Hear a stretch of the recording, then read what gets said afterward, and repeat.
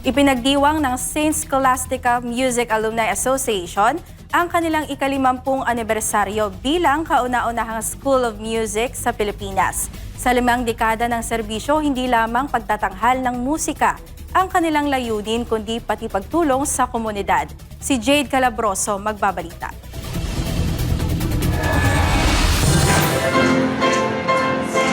Sa loob ng 5 dekada, ang musika para sa St. Scholastica Music Alumni Association ay hindi lamang sining.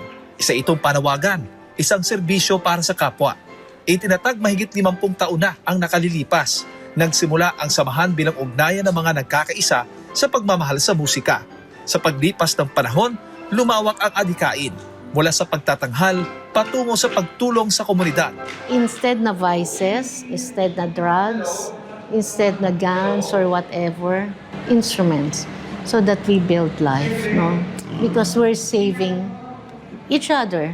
Actually, this is the first offering music education in the Philippines. Pagkatapos silang gumraduate, sila ay mga teachers din.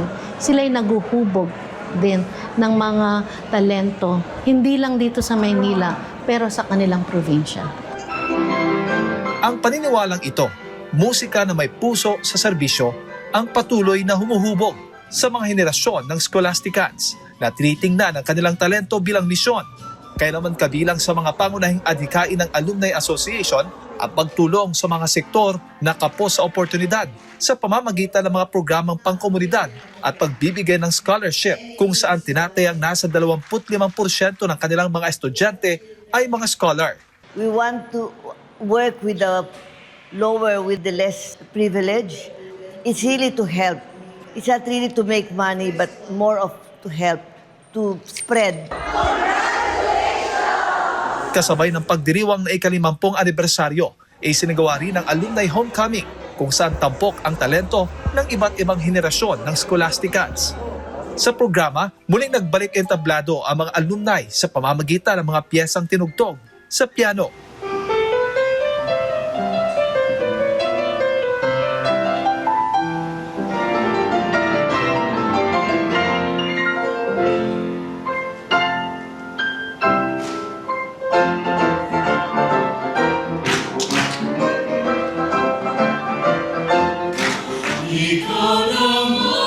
Gayon din ang pagtatanghal ng Batig Chamber Choir, patunay ng patuloy na kahusayan ng paaralan sa larangan ng musika.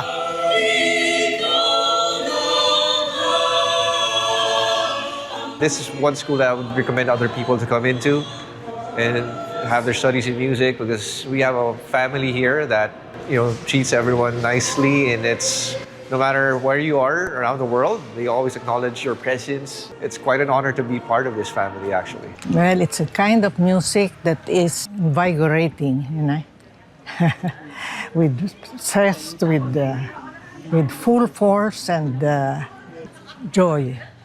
Para sa maraming alumni, ang edukasyong natanggap ng St. Scholastica ay nagiging pundasyon hindi lamang sa karera, kundi ng paglilingkod sa mas malawak na komunidad. It's just a gift that God gave me and that I pursued because I love to share music, because I know that music is a healing and it uplifts.